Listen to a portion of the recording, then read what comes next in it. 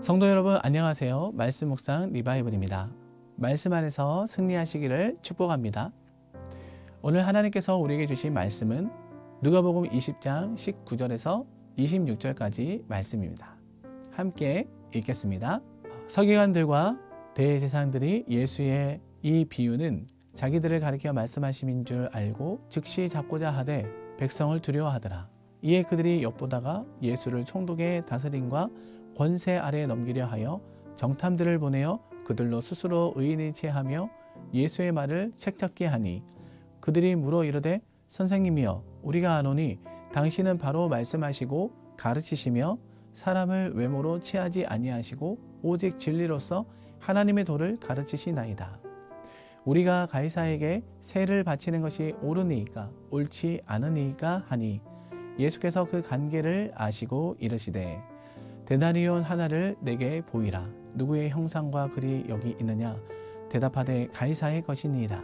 이르시되 그런즉 가이사의 것은 가이사에게 하나님의 것은 하나님께 바치라 하시니 그들이 백성 앞에서 그의 말을 능히 책잡지 못하고 그의 대답을 놀랍게 여겨 침묵하니라. 아멘. 오늘 본문 말씀은 서기관들과 대제사장들이 예수님의 포도 농부 비유를 함께 들었음을 보게 됩니다. 비유에서 그 악한 농부들이 자신들을 향해 가리킨다는 사실을 알게 되었습니다. 그래서 그들이 예수님을 모함하여 죽이고자 의인을 가장한 정탐들을 보내어 치명적인 질문을 던지면서 책 잡힐 만한 것을 만들려고 하고 있지요. 그러나 예수님은 그 어떤 질문에도 책 잡히지 않으셨습니다. 21절 말씀을 보면 예수님을 모함하고자 파견된 정탐꾼들의 말이 기록되어 있습니다. 21절에 그들이 물어 이르되 선생님이여 우리가 아노니 당신은 바로 말씀하시고 가르치시며 사람을 외모로 취하지 아니하시고 오직 진리로서 하나님의 도를 가르치시나이다.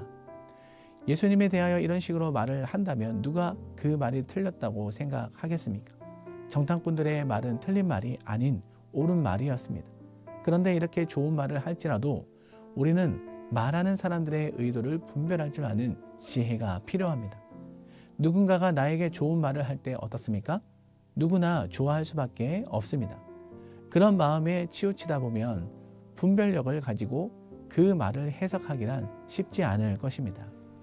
나를 칭찬하기만 하면 그것이 비록 바른 말이 아닐지라도 좋게 여긴다면 그것은 바른 그리스도인의 자세라고 말할 수 없습니다.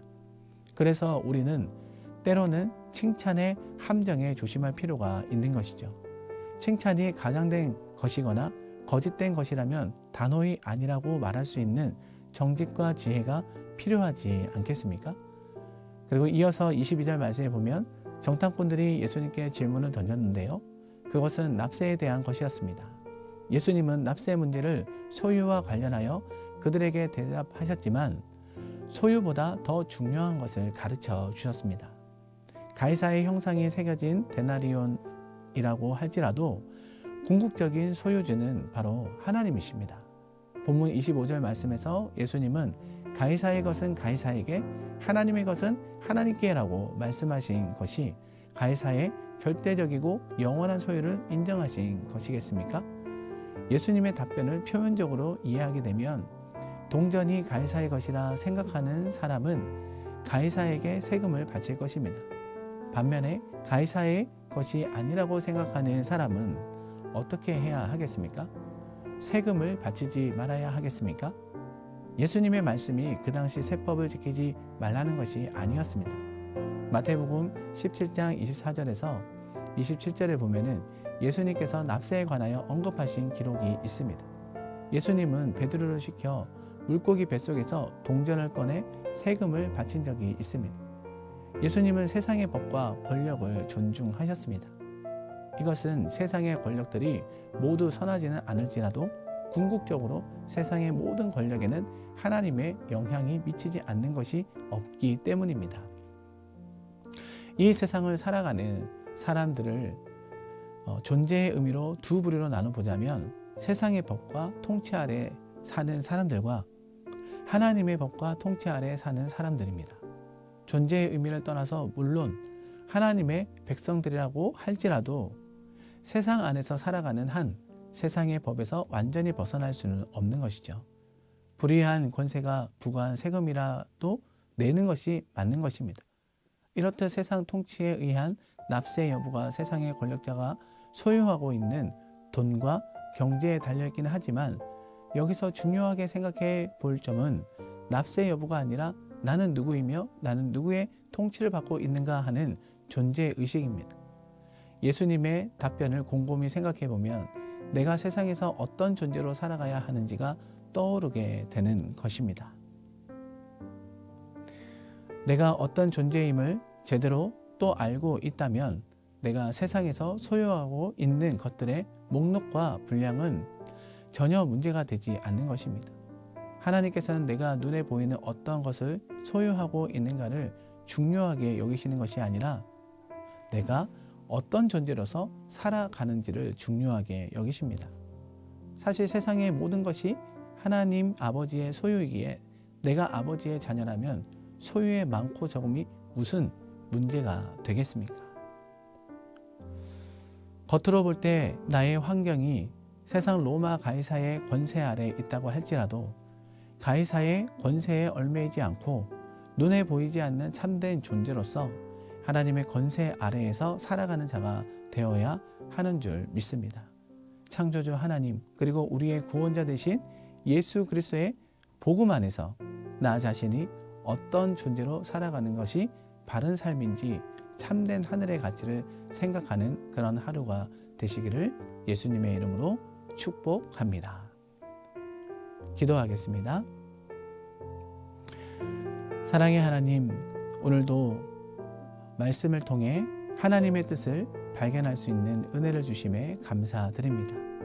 하나님의 것을 우리가 함부로 생각하며 어리석은 행동을 범한다 할지라도 우리에게 지혜와 분별을 허락하여 주시는 하나님을 바라보게 하여 주옵소서. 하나님을 중심에 두며 하나님의 것을 우선순위에 두는 삶이 되게 하여 주옵소서. 오늘 하루도 하나님의 것이 가장 가치 있는 것임을 알게 하여 주시고 하나님과 함께 동행하는 삶이 되게 하여 주옵소서. 감사드리옵고 예수 그리스도의 이름으로 기도하옵나이다. 아멘. 이 시간 다 같이 합심하여 기도하겠습니다. 오늘 주신 말씀을 기억하며 하나님의 것을 항상 존중하며 가치 있는 것으로 여기며 살아가는 우리 엘사랑교회 모든 성도들이 되게 하여 주옵소서. 세상의 헛된 것에 소망을 두지 않게 하여 주시고 하나님의 말씀 앞에서 새롭게 거듭나는 하나님의 신실한 자녀가 되게 하여 주옵소서. 또한 엘사랑교회를 향하신 하나님의 뜻이 무엇인지 항상 기도하며 하나님의 비전을 세워나가는 교회가 되게 하여 주옵소서. 진행되고 있는 모든 사역에 정말 귀한 열매가 있게 하여 주시고 모이기를 힘쓰며 하나님의 영광을 나타내는 교회가 되게 하여 주옵소서. 담임 목사님의 또 목회 사역과 말씀 사역 가운데 큰 은혜가 있게 하여 주시고 또한 성도님들의 가정 안에 주님의 사랑과 은혜가 넘치게 하여 주시옵소서. 우리 이와 같은 마음을 가지고 이 시간 다 같이 합심하여 기도하겠습니다.